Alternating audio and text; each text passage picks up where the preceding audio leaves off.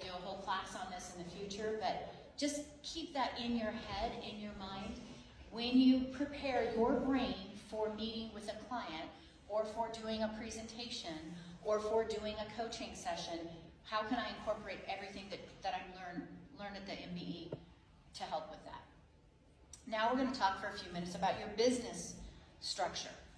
Okay, your actual business structure. We talked about the tasks before, the things that you're responsible to do in your business.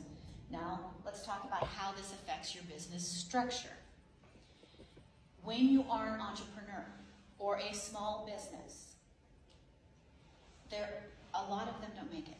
I do not, sadly, I should have looked it up before this, but I'm not 100% sure what the current statistics are. But 5 years ago, it was 80%.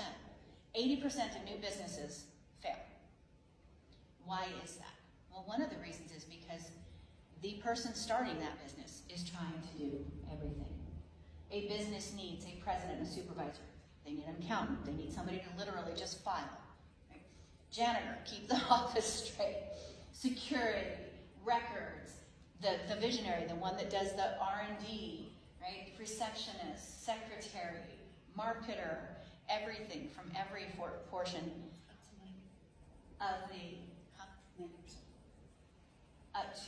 it's up to 90% now. Ooh, okay, so 90% of new businesses fail.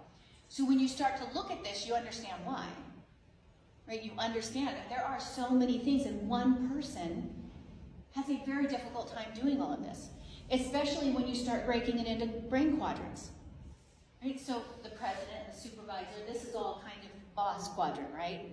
Then you've got your accountant, file clerk, records, receptionist, that's kind of all master coordinator, receptionist, secretary, nurturer, marketer, visionary, kind of more innovator, sales.